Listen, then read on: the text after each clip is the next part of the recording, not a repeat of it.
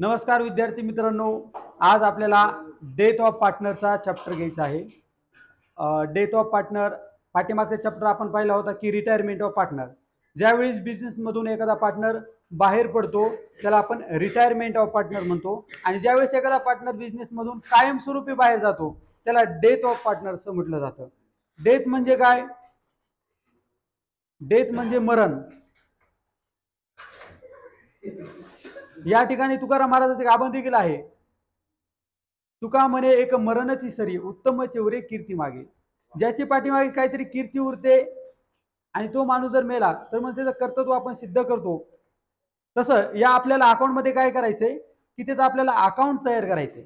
म्हणजे त्यानं काय कर्तृत्व केलं असेल, किंवा आतापर्यंत त्याला प्रॉफिट किती झाला, लॉस किती झाला, बिझनेस त्याच्यामुळं किती प्रॉफिटेबल आहे, किंवा तो मरते वेळेस त्याला गुडविलचा किती शेअर दिला जातो, प्रॉफिटचा किती शेअर दिला जातो, या सगळ्यांचं कॅल्क्युलेशन आपल्याला या चॅप्टरमध्ये करावं लागतं. म्हणून याला आपण डेथ ऑफ पार्टनर म्हणतो. आपण पूर्ण चॅप्टर पाहत होतो रिकॉन्स्टिट्यूशन ऑफ पार्टनरशिप फर्म, या पूर्ण चॅप्टरचं नाव आहे. आणि या रिकॉन्स्टिट्यूशन ऑफ पार्टनरशिप फर्म मध्ये पहिला चॅप्टर आहे ऍडमिशन ऑफ पार्टनर.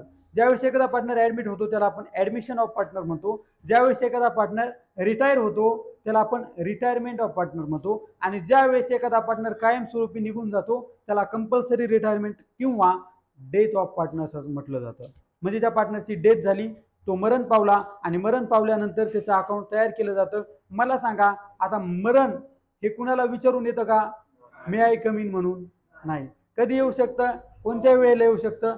तसं तो व्यक्ती कोणत्या वेळेला जाऊ शकतो, आणि ज्या दिवशी गेला त्या दिवशीपर्यंत त्याला प्रॉफिट दिला जातो, आणि तिथलंच अकाउंट आपण तयार करत असतो.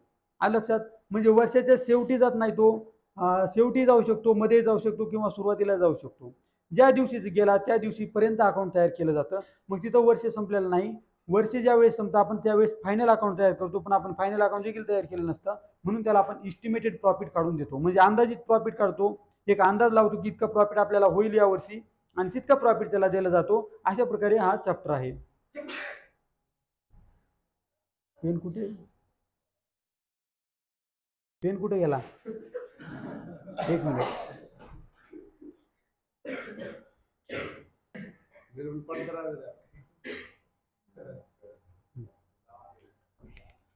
चला, पेन सापडला. आता आपण प्रॉब्लेम कंटिन्यू करू. पाहता, या प्रॉब्लेम मध्ये तुम्हाला कोणकोणते अकाउंट तयार करावं लागतात, कोणकोणते अकाउंट प्रिपेअर करावं लागतात ते समोर मी दिलेले आहेत. रिव्हॅल्युएशन अकाउंट आणि पार्टनर्स कॅपिटल अकाउंट तिथं सांगितलं जातं. आणि जी काही वर्किंग नोट आहे ती वर्किंग नोट देखील तुम्हाला तिथं कंपल्सरी करावी लागते. कारण ती वर्किंग नोटला 4 मार्क असतात आणि फॉर्मॅटला 4 मार्क असतात. तिथं तुम्हाला प्रिपेअर करायला सांगतात फक्त पार्टनर्स कॅपिटल अकाउंट. तरी तुम्हाला रिव्हॅल्युएशन अकाउंट तयार करणं हे कंपल्सरी आहे. कारण रिव्हॅल्युएशन अकाउंट तयार केल्याशिवाय तुम्हाला प्रॉफिट किती झाला किंवा लॉस किती झाला ऍसेटवर आणि लॅबिलिटीवर समजणार नाही. कारण रिव्हॅल्युएशन अकाउंट हे कशात तयार करतो आपण? ऍसेट किंवा लॅबिलिटीचं रिव्हॅल्यू आपण करतो. मग ती ऍसेट कमी झाली असेल तर लॉस, ऍसेट वाढले असेल तर प्रॉफिट, आणि ते आपण इथं घेत असतो. डेबिट साईडला लॉस आणि क्रेडिट साईडला प्रॉफिट. याच रिव्हॅल्युएशन अकाउंटला दुसरं एक नाव आहे, माहिती आहे का तुम्हाला? Profit loss adjustment account. तुम्हाला तसंही सांगतील प्रॉब्लेममध्ये, prepare profit loss adjustment account. लक्षात ठेवा, तिन्ही चॅप्टरमध्ये याला रिव्हॅल्युएशन अकाउंट किंवा याचं सेकंड नेम काय आहे? Profit loss adjustment account. राहील का लक्षात? आणि दुसरं जे अकाउंट आहे त्याला म्हटलं जातं partners capital account. Partners capital account हे 3 पार्टनर्सचं आहे. तिथे तुम्हाला एक पार्टनरचं सांगतील, एक पार्टनरचं सांगितलं तर एक पार्टनरचं बनवा, 3 पार्टनरचं सांगितलं तर 3 पार्टनरचं बनवा. आणि एका पार्टनरचं सांगितलं तुम्ही 3 पार्टनरचं बनवलं तरी काही प्रॉब्लेम नाही. तुम्हाला जितके मार्क पडणार आहे तितकेच पडतील. पण तुम्हाला समजा 3 पार्टनरचं सांगितलं, तुम्ही जर एक पार्टनरचं बनवलं तर मग तिथं मार्क कमी होतील. त्याच्यामुळे 3 पार्टनरचं सांगितलं तर 3 बनवा, आणि एक जरी सांगितलं तरी 3चं बनवा. काही इतकं जास्त वेळ लागणार नाही, फक्त 2 कॉलम एक्स्ट्रा होतील. ओके. हां, 2 फॉर्मॅट तयार केले. आणि वर्किंग नोट पहा. वर्किंग नोट 1 नंबरची कोणती आहे? Calculation of goodwill. गुडविलचं कॅल्क्युलेशन करायचं असतं त्याच्यामध्ये. आणि त्याच्यानंतर calculation of profit loss suspense account. Profit loss suspense म्हणजे काय? जो पार्टनर मरतो ना त्याला प्रॉफिट दिला जातो, त्या प्रॉफिटला प्रॉफिट लॉस सस्पेन्स म्हटलं जातं. आलं लक्षात?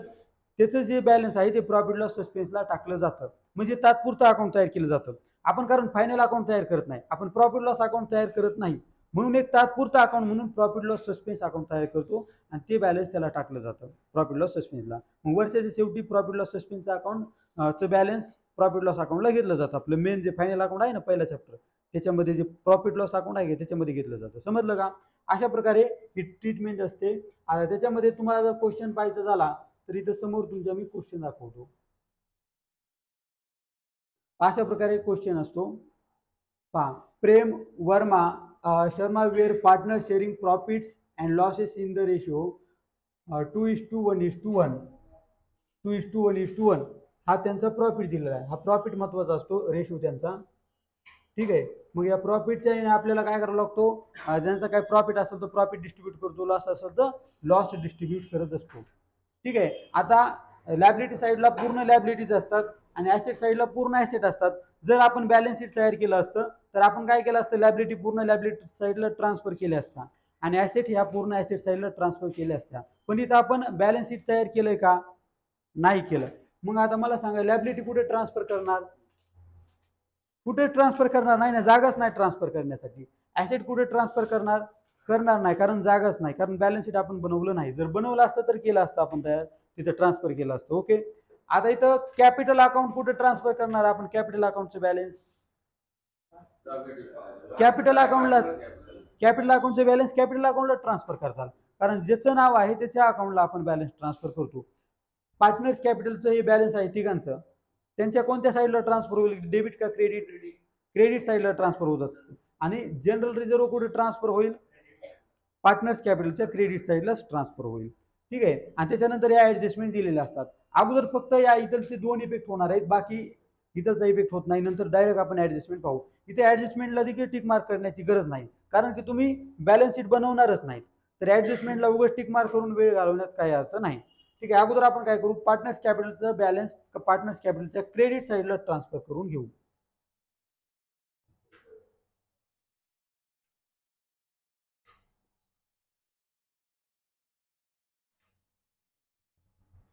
ठीक आहे. इथं पार्टनर्स कॅपिटल अकाउंट आहे.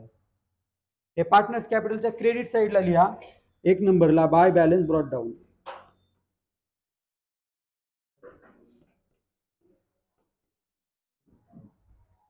अमाऊंट सांगा, बाय बॅलन्स ब्रॉट डाऊनची किती अमाऊंट आहे तिघांची?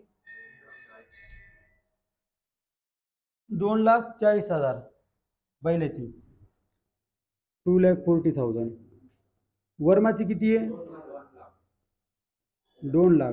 आणि शर्माची किती आहे? 1,76,000. 1,76,000 बरोबर आहे का? हा, अशी तिघांची बॅलन्स आपण क्रेडिट साईडला ट्रान्सफर केलं. त्याच्यानंतर पुढे काय सांगितलंय? बाय जनरल रिझर्व्ह आपण ट्रान्सफर करतो. जनरल रिझर्व्हची किती अमाऊंट आहे? इथे तिघांची 64,000. लक्षात घ्या.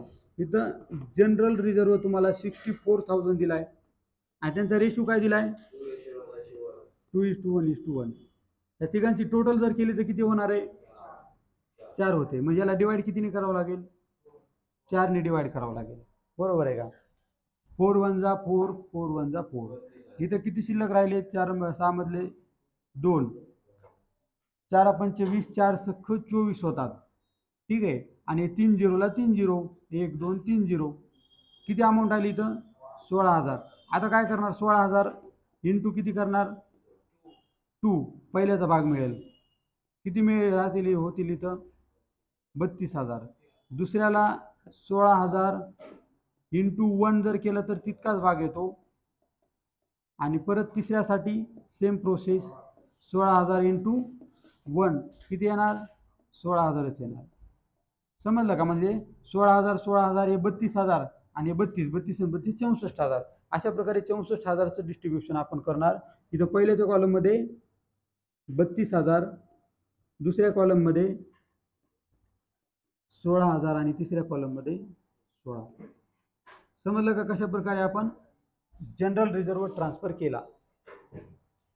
ठीक आहे. 32 16 16. ठीक आहे. नेक्स्ट आता मला सांगा लायबिलिटी साईड आणि ऍसेट साईड. ही लायबिलिटी साईड आणि ऍसेट साईडचं काहीतरी दुसरं ट्रान्सफर होईल का इथं? लायबिलिटी आणि ॲसेट कुठंच काय ट्रान्सफर होणार नाही, कारण आपण लायबिलिटी साईड तयार केली नाही, ॲसेट साईड तयार केली नाही. तिथं विचारही करू नका, काय दिले तेही पाहू नका, नंतर पहा.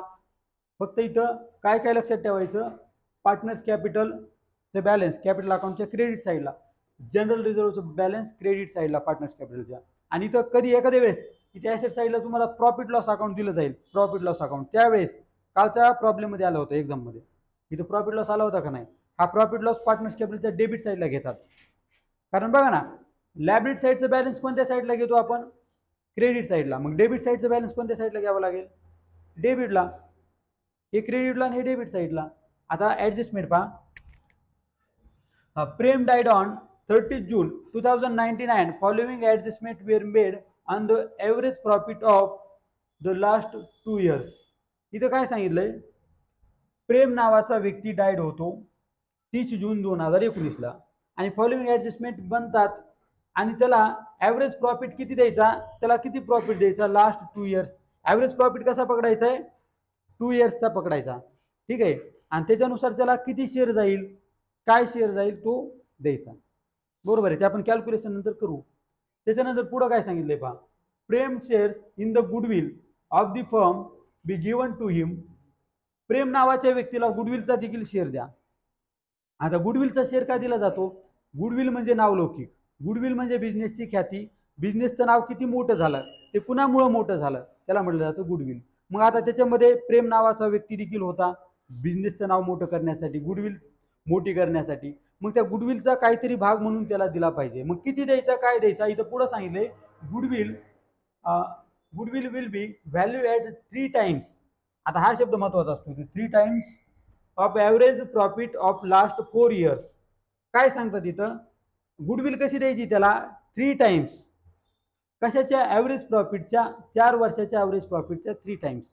हे जशाला तसं तिथं वाक्य लिहा, त्यावेळेस आपल्याला जशाला तसं लिहिलं की आपल्याला कॅल्क्युलेशन करता येतं.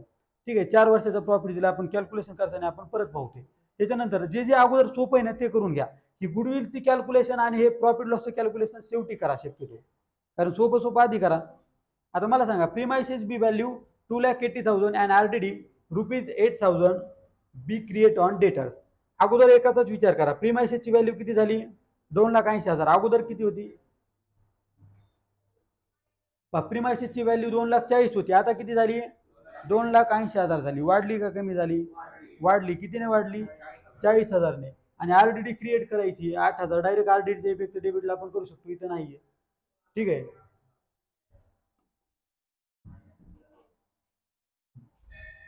आरडीडी वाढली म्हणजे प्रॉफिट झालाय. प्रॉफिट कोणत्या साईडला लिहितो आपण, प्रीमाइसेस वर प्रॉफिट झाला किती, 40,000. समजलं का. आणि आरडीडी क्रिएट करायची 8,000. आरडीडी क्रिएट केली 8,000. त्याचा इफेक्ट कुठं होणार, डेबिट साईडला. आरडीडी म्हणजे पैसे बुडण्याची शक्यता. आरडीडी म्हणजे काय, पैसे बुडण्याची शक्यता. रिझर्व्ह फॉर डाऊटफुल डेब्ट्स म्हणजे पैसे बुडण्याची शक्यता, आपले पैसे बुडतील भविष्यामध्ये असा एक अंदाज असतो. म्हणजे तो लॉस आहे, आणि लॉस असला की डेबिट साईडला, रिव्हॅल्युएशन अकाउंटच्या. प्रॉफिट असला की क्रेडिट साईडला. त्याच्यानंतर पुढं काय दिलंय, खालची ऍडजस्टमेंट वाचा. आता मी इथं बघत नाही प्रत्येक वेळेस.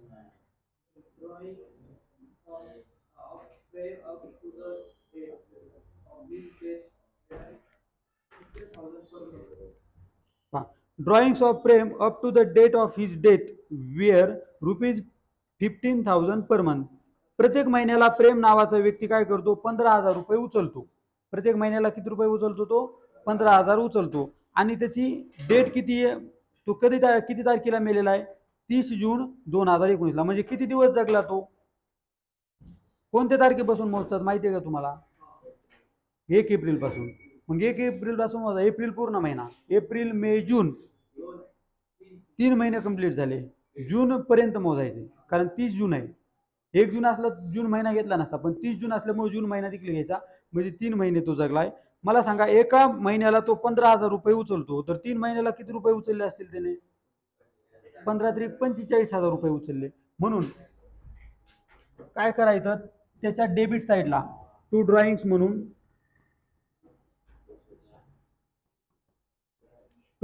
म्हणून प्रेमच्या डेबिट साईडला किती रुपये लिहिताल, 45,000.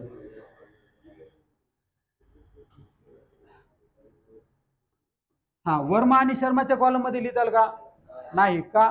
कारण त्यांनी पैसे उचललेच नाहीत, मग त्यांच्या डेबिटला लिहिणार का? नाही. फक्त प्रेमने पैसे उचलले, प्रत्येक महिन्याला 15,000 उचलले, 3 महिन्याचे त्याने 45,000 रुपये उचलले.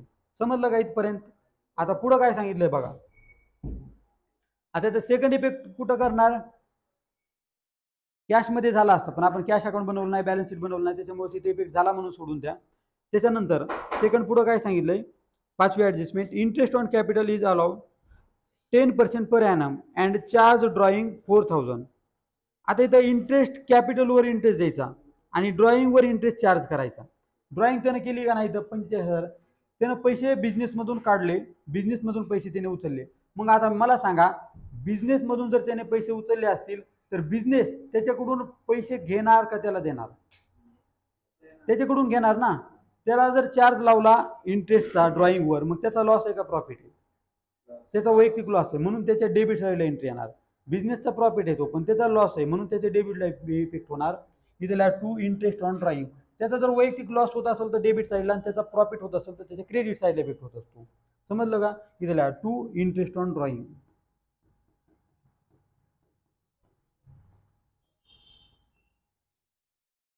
ठीक आहे. किती रुपये? 4,000. इंटरेस्ट ऑन ड्रॉइंग काढतोय आपण आधी. हा, इंटरेस्ट ऑन ड्रॉइंग. इथे चार्ज ऑन ड्रॉइंग आहे ना, ड्रॉइंगवर चार्ज म्हणजे इंटरेस्ट असतो. समजलं का? ड्रॉइंगवर चार्ज म्हणजे काय? इंटरेस्ट. म्हणून ड्रॉइंग जरी असली तरी डेबिट साईडला, आणि चार्ज जरी ड्रॉइंगवर लावला किंवा इंटरेस्ट जर ड्रॉइंग लावला तरी डेबिट साईडला. कॅपिटलचं न दिलं तर क्रेडिट साईडला, आणि कॅपिटलवर इंटरेस्ट चार्ज केला तर त्याच्या क्रेडिट साईडला. आलं का लक्षात? कारण कॅपिटलवर इंटरेस्ट जर बिझनेसने दिला तर त्याचा वैयक्तिक प्रॉफिट होतोय, आणि त्याचा वैयक्तिक प्रॉफिट जर झाला तर त्याच्या क्रेडिट साईडला इफेक्ट व्हायला पाहिजे. मग तीच ऍडजस्टमेंट काय सांगते? 5वी ऍडजस्टमेंट, सुरुवातीचा पार्ट. अगोदर आपण शेवट दुसरा पार्ट सोडवला 5व्या मधला. आता पहिला पार्ट सोडवा. Interest on capital is allowed 10% per annum. Per annum म्हणजे प्रत्येक वर्षी त्याला 10% इंटरेस्ट दिला जातो. कशावर? कॅपिटलवर. प्रेमचं कॅपिटल किती आहे? 2,40,000. त्याच्यावर 10% किती होतील? कॅल्क्युलेशन करा. पहा, आता इथं महिन्यामध्ये कॅल्क्युलेशन काढावं लागतं तुम्हाला. इथं पाहिजे, इथे लिहितो मी. पहा, interest on capital, interest on capital. इथं प्रेमचं कॅपिटल सांगा मला. प्रेमचं कॅपिटल किती आहे? 2,40,000. किती टक्के? 10% असं काढतो आपण. आणि किती महिने जगला ते महिने पुढं लिहा. 3 महिने जगला म्हणजे इंटू 3 डिवाइड बाय 12. 12 महिन्यातून 3 महिने करंट इयरमध्ये जगलाय तो. बरोबर आहे का? आता इथे झिरो कट करा. झिरो कट, हा झिरो कट, हा झिरो कट, हा झिरो कट. ठीक आहे. आता इथं काटाकाटी करा. 3 1 जा 3, 3 4 जा 12. ठीक आहे. 4 1 4, 4 25, 4 सख 24 येतात. मग इथं 6 आणि किती झिरो शिल्लक राहिले? 3. 1 2 3. समजलं का? 6,000 अमाऊंट त्याच्या क्रेडिट साईडला लिहिणार आपण इथं काय म्हणून? By interest on capital. कॅपिटलवरचा इंटरेस्ट म्हणून आपण तितकी अमाऊंट लिहिणार. किती अमाऊंट? 6,000. समजलं का? ह्या दोघांच्या क्रेडिट साईडला लिहिणार का? नाही. त्यांना आताच आपण इंटरेस्ट देत नाहीत, वर्षाच्या शेवटी देऊ. जर त्यांचं ठरलं असेल तर वर्षाच्या शेवटी दिलं जाईल. हा इथं वर्षाचा शेवट झाला नाही, कारण तो कधी मिळालेला आहे? 30 जूनला, आणि आपण लगेच त्याचं अकाउंट तयार केलंय. आलं लक्षात? म्हणून आता नेक्स्ट ऍडजस्टमेंट वाचा पुढची. 6वी ऍडजस्टमेंट काय सांगते बघा. The amount due to Prem be transfer to his executors loan account. काय सांगतात? ज्यावेळेस सगळी प्रोसेस पूर्ण होईल, ज्यावेळेस तुमची सगळी प्रोसेस ही पूर्ण होईल, त्यावेळेस त्याला जितकं काय बॅलन्स द्यायचं असेल, जितके पैसे द्यायचे असतील तितके पैसे काय करा? त्याच्या एक्झिक्युटर्स लोन अकाउंटला ट्रान्सफर करा. एक्झिक्युटर्स लोन अकाउंट म्हणजे काय माहिती आहे का तुम्हाला? एक्झिक्युटर्स लोन अकाउंट म्हणजे त्याच्या संबंधित व्यक्तीचं लोन अकाउंट.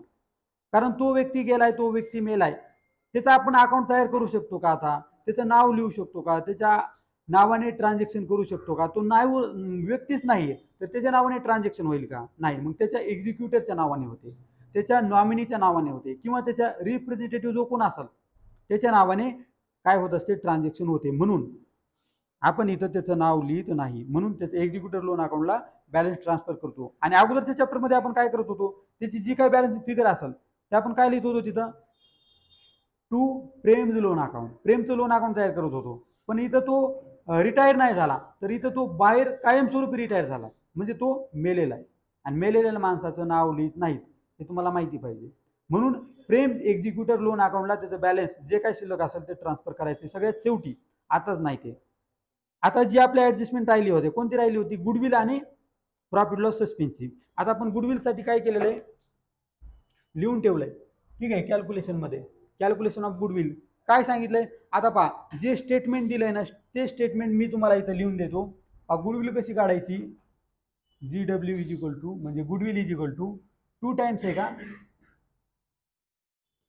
2 टाइम्स, बरोबर आहे का? 2 times of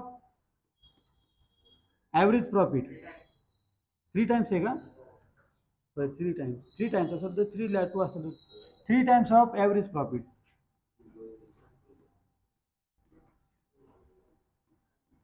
3 times of average profit of last किती इयर्स? बोलत राहा 4 इयर्स.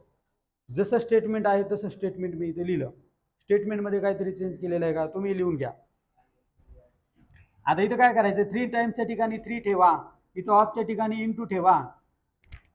ठीक आहे, आणि ॲव्हरेज प्रॉफिट काढून घ्या 4 वर्षाचा. 4 वर्षाचा प्रॉफिट तिथे दिलेला आहे. किती दिलाय प्रॉफिट?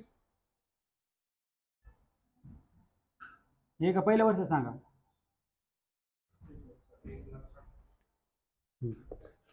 1,60,000 दिलाय. ठीक आहे, पहिल्या वर्ष. दुसऱ्या 1,20,000 प्लस 80,000 प्लस 40,000 झाला का? किती वर्षाचा प्रॉफिट आहे? 4 वर्षाचा. 1 2 3 4 वर्षाचा आहे का? 4 वर्षाचा आहे म्हणून इथं 4, आणि इथं 4 इयर्स आहे म्हणून 4 वर्षाचा घेतला आणि डिवाइड बाय 4 केला. समजलं का? लिहून घ्या इथपर्यंत. आता इथे 3 ला 3 ठेवा, इंटू ला इंटू ठेवा. आता इथं कॅल्क्युलेशन करा. किती कॅल्क्युलेशन होणार आहे? ते झाले 2 लाख, 2 लाख, 3 लाख, 4 लाख होतील का? 4 लाख. ठीक आहे, डिवाइड बाय 4. 3 इंटू, आता पहा इथं काटाकाटी करा. 4 1 जा 4, 4 1 जा 1, 4 1 जा 4. का इथं 1 शिल्लक राहिले आणि हे 00, इथं 000, म्हणजे 1 लाख. 1 लाख इंटू 3 किती होतात? 3 लाख. समजलं का? 3 लाख अमाऊंट कशी आली? याची आपण काय केली? टोटल केली. ठीक आहे, हे 2 लाख झाले, 3 लाख, 4 लाख, ही सगळी टोटल केली आपण. आणि टोटल समजतंय ना? टोटल केली, डिवाइड बाय किती केलं त्याला? 4. 4 का? कारण इथं 4 आहे म्हणून इथे 4. 4ने 4 लाखला डिवाइड केलं तर 1 लाख येतात. 1 लाखला इंटू 3 केलं तर 3 लाख येतात. आता 3 लाख जी आली ही गुडविल आहे, बरोबर आहे का नाही? ही गुडविल ऑफ पूर्ण फर्मची आहे. कितीला? Goodwill of firm. एका व्यक्तीची का नाही, ही तिघांची देखील गुडविल असणार. आता याच्यामधून तुम्हाला काय करायचंय? जो मेलेला पार्टनर आहे, डिसीज पार्टनर आहे, त्याचा आपल्याला शेअर काढायचा. मग आता प्रेमची शेअरची गुडविल किती येईल? प्रेम गुडविल किती येईल? Prem's goodwill is equal to किती येईल? 3 लाखामधून ही दिल्या 3 लाख, 3 लाख इंटू त्याचा शेअर किती तितका शेअर लिहा ना. पहा रेशो काय होता? इथं रेशो काय होता? इथं वर लिहितो मी. रेशो इज इक्वल टू 2:1:1 होता का नाही?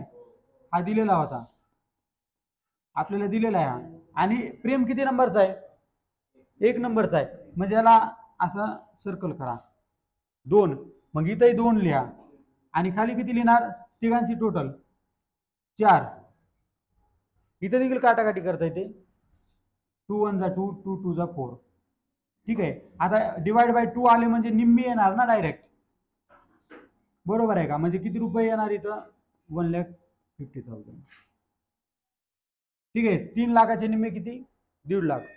डिवाइड बाय 2 जर म्हटलं ना, निम्मी अमाऊंट येते, आणि डिवाइड बाय इंटू 2 असलं की दुप्पट होते अमाऊंट. म्हणजे ही प्रेमची गुडविल आली त्याला परत. प्रेम्स गुडविल.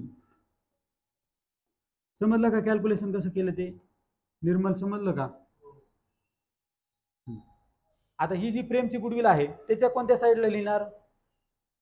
कोणत्या साईडला लिहिणार सांगा बरं, डेबिट का क्रेडिट? क्रेडिट साईडला इथं लिहा, क्रेडिटला बाय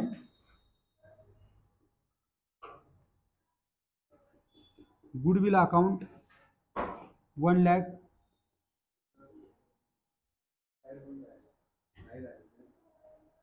झाली का नाही? चालू आहे. ठीक आहे, बरं तुमचं लक्ष पाहिजे. लाईट बंद झाली, लाईट चालू झाली. उलट का? ठीक आहे, आवाज येतो, काय प्रॉब्लेम नाही. आवाज येण्याचे मतलब आहे, प्रॉब्लेम काही नाही, उलट लावा. ठीक आहे, ऍडजस्टमेंट समजली का तुम्हाला गुडविलची कशी केली, काय केली? आता आपल्याला काय करायचंय, प्रॉफिट लॉस सस्पेन्सची केली ऍडजस्टमेंट. पहिली ऍडजस्टमेंट सांगितली काय बाप, Prem died on 30 June 2019 and following adjustment were made on average profit of last 2 years. त्याला कसा प्रॉफिट द्यायचा आहे? Average profit last 2 years. आता इथं सांगा मला, लास्ट 2 yearsचा प्रॉफिट किती आहे? लास्ट 2 yearsचं प्रॉफिट सांगा मला. 80,000 आणि 40,000. या 2 वर्षाचा प्रॉफिट घ्यायचा. तिथं कुठे घ्यायचा? प्रॉफिट लॉस सस्पेन्सचं कॅल्क्युलेशन करते वेळेस. हे लिहून झालंय का तुमचं? हां, इथं लिहा आता. इस्टिमेटेड प्रॉफिट काढा आधी. इथं इस्टिमेटेड प्रॉफिट हा पूर्ण फर्मचा निघणार आहे. ठीक आहे, estimated profit of firm is equal to काय सांगितलं आहे? Average profit of last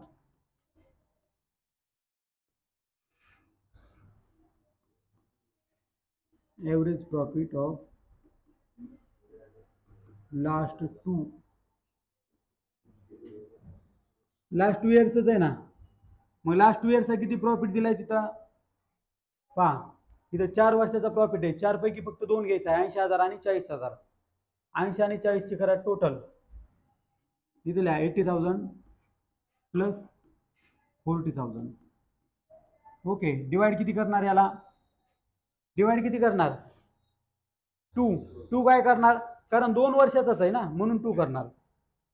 average काढण्यासाठी जितक्या वर्षाची तुम्ही टोटल केली तितक्याच वर्षांनी डिवाइड केलं जातं. त्याला आपण ॲव्हरेज असं म्हणतो. दोन्हीची टोटल केली तर किती येणार आहे वरची? 1,20,000 डिवाइड बाय 2. डिवाइड बाय 2 म्हणलं की अमाऊंट निम्मी होत आहे वरची, जास्त काहीच विचार करण्याची गरज नाही. किती होणार मग? 1,20,000च्या निम्मी 60,000. पहा लक्षात घ्या, 60,000 हा इस्टिमेटेड प्रॉफिट आलेला आहे. इस्टिमेटेड प्रॉफिट ऑफ फर्म आपण काढला. समजलं का? इस्टिमेटेड प्रॉफिट म्हणा किंवा ॲव्हरेज प्रॉफिट म्हणा, त्याला काय फरक पडत नाही. ठीक आहे, पूर्ण फर्मचा हा प्रॉफिट आहे. आता त्याच्यातून प्रेमचा शेअर काढायचा. कसा काढणार मग? प्रेम्स प्रॉफिट काढायच्यातून 60,000 मधून त्याचा प्रॉफिट काढायचा. 60,000ला 60,000 लिहा, त्याचा शेअर लिहा 2/4. 2/4 का? कारण त्याचा रेशो तसा आहे. ठीक आहे, त्याचा रेशो इथं मी लिहितो परत. रेशिओ इज इक्वल टू 2:1:1 असा त्याचा रेशिओ. सगळ्यांची टोटल होते 4 आणि तो 1 नंबरचा आहे म्हणजे त्याचा 2 रुपये शेअर आहे, म्हणून तिथं 2 आणि आपण 4 म्हणजे रेशिओची टोटल खाली असते. आता तो किती महिने जगला? किती महिने जगलेला आहे? इथं महिन्यात घेणं गरजेचं आहे. गुडविलला आपण महिन्यात कॅल्क्युलेट करत नाही, पण प्रॉफिट लॉस सस्पेन्सला गुडविल काय करतो आपण? प्रॉफिट लॉस सस्पेन्सला महिन्यामध्ये कॅल्क्युलेट करतो. किती महिने जगलाय तो? 3 महिने. Into 3 divide by 12. समजलं का? आता इथंही काटाकाटी करायची, जास्त टेन्शन घ्यायचं नाही, काय नाही. पहा 2 1 जा 2, 2 2 जा 4. ठीक आहे, 3 1 3 3 चौक 12 येतात. आले का? आता मला सांगा ह्या दोन्हीचा, आता इथं मी लिहितो 60,000 परत लिहितो, कन्फ्यूज व्हायला नको. आता या दोन्हीचा गुणाकार करायचा, खालच्याचा मल्टिप्लिकेशन करायचं. किती येणार आहे? 4 1 4 4 2 8. किंवा आपण सेपरेट करू शकतो, काही प्रॉब्लेम नाही. तसं लिहा किंवा मग असं लिहा, सोपं जाईल. 2 × 4च लिहा. ठीक आहे, आता ह्याच्या आपल्याला निम्म जर करायचं, 3 बेग 6 होतात म्हणजे इथं 30,000 राहिले. ठीक आहे, ह्याला परत पुढं करा 30,000. ठीक आहे, 30,000 अपॉन किती? 4. 4 1 4 4 2 8 4 1 4 16 4 7 28 येतात. 4 7 28 किती उरले? 2 उरले. 4 पंचे 20 येतात आणि हे डबल गेले म्हणजे किती अमाऊंट आली? 7,000 500, 7500 अमाऊंट आली. कशाची अमाऊंट आली? प्रेम्स प्रॉफिट आहे तो. ठीक आहे, हा प्रेमचा प्रॉफिट आहे, समजलं का? प्रेम्स प्रॉफिट त्यालाच म्हटलं जातं P&L सस्पेन्स अकाउंट.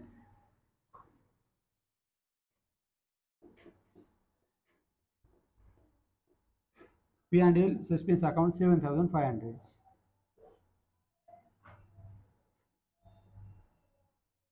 ठीक आहे, ही अमाऊंट प्रॉफिट लॉस सस्पेन्सची आली. समजलं का कुणाल? इथपर्यंत काय केलं, कसं केलं? लक्षात ठेवा, ॲव्हरेज प्रॉफिट म्हटलं किती वर्षाचा प्रॉफिट दिलाय त्यांना डिवाइड करतो आपण, ॲव्हरेज प्रॉफिट निघतो. त्या ॲव्हरेज प्रॉफिटला त्या मेलेल्या माणसाचा जर शेअर काढायचा असेल तर त्याचा किती शेअर आहे, त्याचा किती रेशो आहे, तो रेशो तिथे लिहा. त्याच्यानंतर तो किती महिने जगला ते एक लिहा. गुडविल आणि याच्यामध्ये इतकाच फरक आहे, गुडविल आपण महिन्यात कॅल्क्युलेट करत नाही आणि प्रॉफिट लॉस सस्पेन्स आपण महिन्यामध्ये कॅल्क्युलेट करतो. दोन्हीतला डिफरन्स आला का लक्षात तुमच्या? ठीक आहे, आता 60,000 मधून आपण त्याला 7,500 रुपये देणार आहेत प्रॉफिट लॉस सस्पेन्स. मला सांगा, हे पैसे त्याला मिळणार, त्याचा फायदा आहे का तोटा आहे? फायदाच आहे. मग फायदा कोणत्या साईडला लिहितात?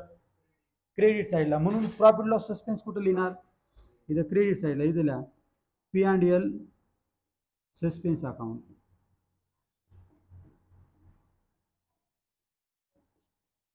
किती अमाऊंट आहे? 7,500. ठीक आहे, या दोघांना मिळाले का? काही नाही. त्यांना का नाही मिळालं? कारण वर्ष संपलं नाही, त्यांना वर्षाच्या शेवटी प्रॉफिट मिळेल, आताच मिळाला नाही. याला का दिला? कारण तो मेल आहे आणि त्याचा आपल्याला अंतिम संस्कार करायचा आहे, त्यासाठी पैसे लागतील का नाही त्याच्या घरच्याला, म्हणून त्याला पैसे दिले जातात. समजलं का? टेन्शन घ्यायची गरज नाही, काय नाही. जास्त काय मोठा प्रॉब्लेम नसतो हा, फक्त थोडा क्रिटिकल आहे, कॅल्क्युलेशन आहे याच्यामध्ये. आता कोणती साईड जास्त आहे ते खाली घ्या. कोणती साईड जास्त आहे? क्रेडिट साईड जास्त. ही 40-30 अमाऊंट कुठे घेणार आहेत? इथं लिहिणार आहेत आपण. हा, हे डिफरन्स किती राहणार? 32,000 राहणार. ठीक आहे, आता 32,000 तिघांना वाटप करायचं आहे. कोणत्या रेशोने वाटप करणार? 2:1 दिलेला रेशो आहे ना, 2:1:1. आता पहा, हे जे 4 भाग होतात त्याचे 4 भाग करा. किंवा मला सांगा, हे 2 भाग आणि ह्याला 2 भाग, निम्मे पहा. जो प्रेम नावाचा व्यक्ती, त्याला निम्मा मिळणार आहे. 4 मधलं 2 रुपये त्याला मिळणार आहेत आणि 2 रुपये त्या दोघांना मिळणार आहेत. म्हणजे आपण निम्मे, प्रेम किती एक नंबरचा आहे, त्याला आपण 16,000 देऊ शकतो. बरोबर आहे का? आणि यांना किती मिळतील मग? 8,000.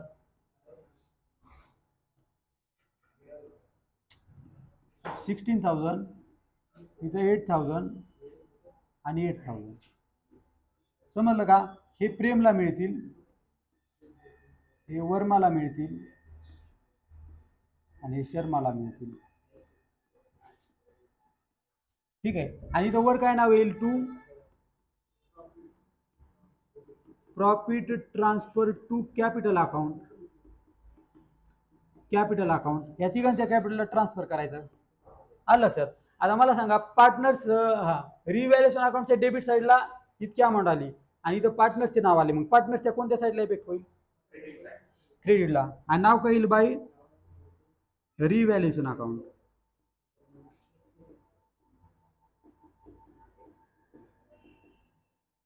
अमाऊंट किती लिहिणार? 16,000, 8,000 आणि 8,000.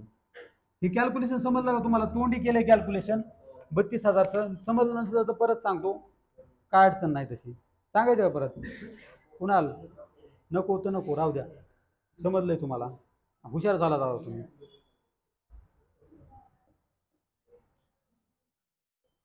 आता कोणती साईड जास्त येईल? प्रत्येकाची टोटल करा आणि प्रत्येकाची टोटल करण्याच्या आधी अगोदर जो मेलेला पार्टनर आहे त्याची टोटल करा. हा, डेबिट साईडची त्याची क्रेडिटची टोटल करा. किती येईल क्रेडिटची टोटल सांगा बरं? हे 500ला 500 दिली का? ठीक आहे, 6 12 आणि 13, 6 1 6 12 37 18 आणि 19 20 21. 21ला 1 येतील, आजचे 2 आले तर झाले 3 5 8 8 9 10 11 12 13 14 15. 15ला 5 हातचा 1 आला, हातचा 1 आला इथं झाले 2 2 4 4,51,500 येतात का? 4,51,500 बरोबर आहे का? मग 4,51,500 आणि हीच अमाऊंट इथे घ्या.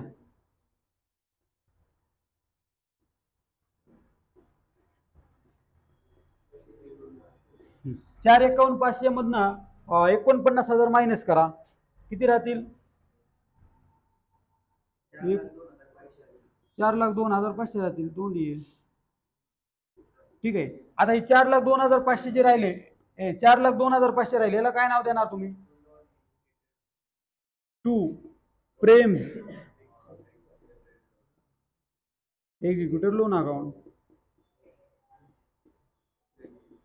एक्झिक्युटर्स लोन अकाउंट. ठीक आहे, समजलं का? प्रेम एक्झिक्युटर लोन अकाउंट, प्रेमच्या संबंधित माणसाचं लोन अकाउंट आपण तयार केलं. आणि हे बॅलन्स कुठे ट्रान्सफर करतो आपण? लॅबिलिटी साईडला. पण लॅबिलिटी बनवली का आपण साईड? नाही, त्याच्यामुळे ट्रान्सफर करण्याची गरज नाही. आता मला सांगा, तिथं 3 पार्टनर्सचे बॅलन्स बनवायला तुम्ही सांगितले का? तुम्हाला 3 पार्टनर्सचं कॅपिटल अकाउंट बनवायला सांगितलंय का? नाही, तरी आपण बनवलं. मग त्यांची तुम्ही टोटल केली, टॅली केली, तरी तुम्हाला काय फरक पडत नाही, नाही केली तरी काय फरक पडत नाही. ठीक आहे, ती टॅली करून घ्या. कारण तुम्हाला तिथं फक्त प्रेम कॅपिटल अकाउंट बनवायला सांगितलं, बरोबर आहे का नाही? प्रेम कॅपिटल अकाउंट आणि रिव्हॅल्युएशन अकाउंट कंपल्सरी बनवावं लागतं. का बनवावं लागतं? कारण आपण रिव्हॅल्युएशन अकाउंट बनवलं नसतं तर हे 16,000 8,000 8,000 अमाऊंट आपल्याला कळाली नसती. म्हणून आपण रिव्हॅल्युएशन अकाउंट बनवलं. समजतंय का तुम्हाला? अशा प्रकारे आता यांची टॅली तुम्ही करा. तसं सांगितलं ना आपण, ऍडिशनल मध्ये हे 2 कॉलम केलेले आहेत, हे करायचे नव्हते तरी आपण ऍडिशनल मध्ये केले, तरी तुम्हाला इथं पूर्ण मार्क मिळून जातात. ठीक आहे, याचे 4 मार्क असतात, लक्षात ठेवा. या कॅपिटल अकाउंटचे 4 मार्क, या वर्किंग नोटचे इथे 2 मार्क तुम्हाला असतात, आणि त्याच्यानंतर या वर्किंग नोटचे 2 मार्क असतात. असे सगळे 8 मार्क या प्रॉब्लेमला मिळतात तुम्हाला. समजलं का प्रॉब्लेम? एकदम सोपा आणि फक्त थोडं कॅल्क्युलेशन आहे, ते कॅल्क्युलेशन समजून घ्या. कॅल्क्युलेशन पण काही इतकं अवघड नाही, त्याच्यात फॉर्म्युले वगैरे इतके काही नाहीत. सोपं कॅल्क्युलेशन आहे, सगळे लहान लेकराचं कॅल्क्युलेशन आहे, 4थी 5वीच्या मुलांचं कॅल्क्युलेशन आहे. ठीक आहे, आता या ठिकाणी तुम्हाला प्रॉब्लेम समजला असेल अशी आशा व्यक्त करून या ठिकाणी थांबतो. धन्यवाद. जय हिंद, जय महाराष्ट्र.